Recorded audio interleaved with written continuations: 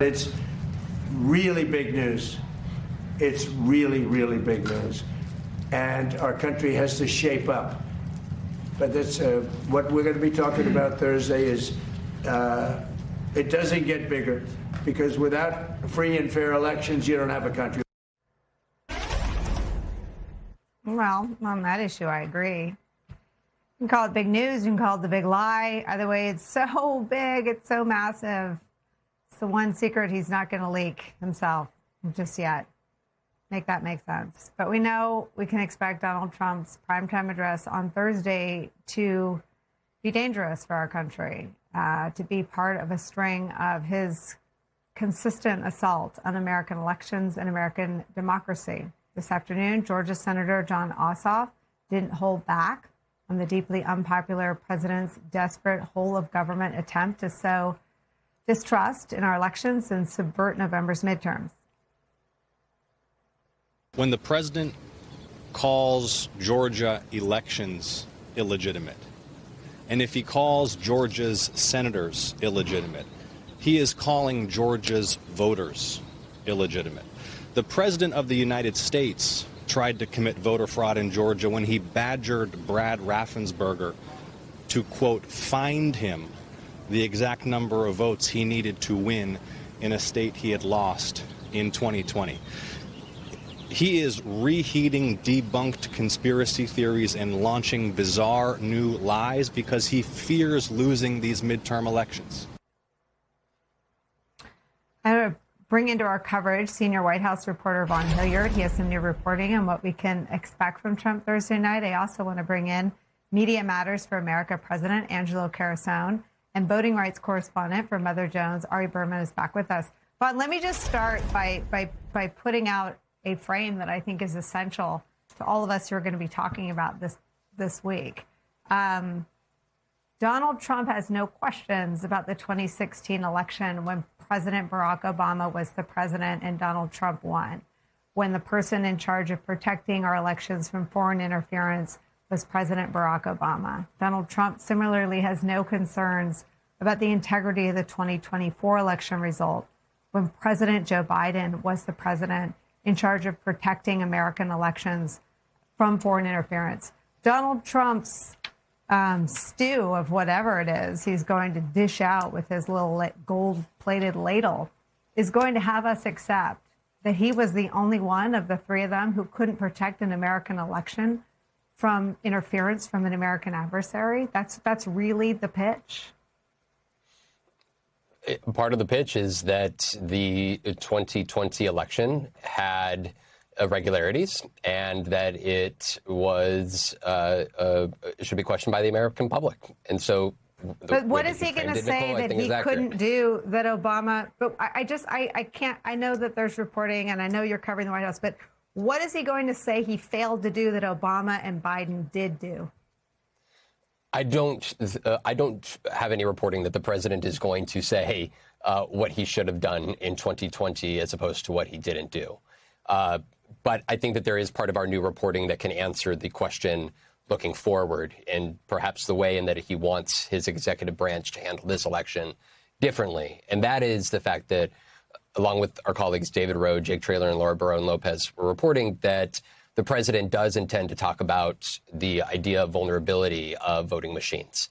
And this is significant because he is going to harken back, we are told, to 2020 election, even though the intelligence community, I'm told by an administration official who says and makes the case very clearly that the raw material that the intel community has had access to for 5.5 years does not prove what Donald Trump wants them to say that it's going to prove, that the election was stolen in 2020, but that there were voting machine vulnerabilities that are still at play. And if, in fact, the president, as we're told, intends to move forward on Thursday with this speech, 3.5 months out from the midterm elections, he is suggesting that the voting machines that across the country that are going to be used could potentially be tampered with and hacked into by foreign governments. And it's notable the delay in releasing this assessment, which we have not seen this intelligence assessment ourselves. But I think it's important to note that I was told by an administration official that this was actually information that was first brought to Susie Wiles in the White House last year, but it was told to not be released. And now the president wants to move forward with releasing that intelligence. And what has happened as a result of that passage of time, to the extent that the assessment is accurate, is that DHS, the federal agencies that would be responsible for working in conjunction with state and localities to move forward and ensure that there is a free and fair election, have been hamstrung from being able to do that. And now the president on Thursday night could very well announce to the country that they have reason to believe, again, depending on what he were to try to purport, that there is reason to question November's election. Well, let me just put out some data points that are public facing. Bill Barr called that conspiracy, quote, bullshit. Chris Krebs said it never happened. The director of national intelligence at the time that you're saying this happened was, John Ratcliffe. He's currently the CIA director.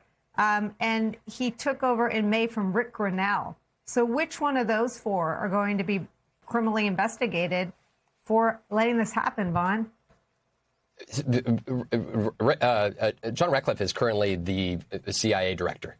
And to your point, but he was the DNI in 2020. He was the DNI in 2020 and made it clear that, for example, when it came to China, made no assertion that there was direct Chinese interference that would have changed the vote outcome of the 2020 election. And I think that this is important when we take into account Tulsi Gabbard is no longer the director of national intelligence. And I just want to read a quote to you from a current administration official who is emphasizing that we need to consistently talk about Bill Pulte and John Solomon, the former journalist turned special government employee. Both of those men brought in 1 month ago into these roles. And the way that it's framed to me is that essentially John Solomon is the one that is pushing a lot of the conspiracy theories, then claims that there is raw material that the intelligence community has access to that they're not released, and that he is the one putting this into the ear of Donald Trump, that there is actually evidence that would support his claim that the election in 2020 was stolen. But then it's Bill Pulte, the current director of national intelligence, the acting one, who is essentially the one that has promised the president, we are told by multiple sources, is the one that is essentially doing whatever it takes to carry it out. The quote, I just want to read to you. We're publishing on ms.now right now, but we wanted to get this on air. Quote, this is an administration official who has been familiar with the raw intelligence available across the intelligence community. And that is, quote, it's that network of people, referring to Solomon and Pulte, that is the real effing problem. They try to put bits and pieces together and then make these conclusions. Everything I have seen, it's not what's there. And the reason that I'm emphasizing this is the fact that for the first time, I would say in the second Trump administration, to your point, Nicole, there are factions within this White House. And there is one faction that is clearly winning out.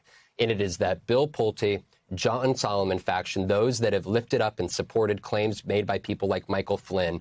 And in the last months, they have had greater access to the president of the United States than ever before.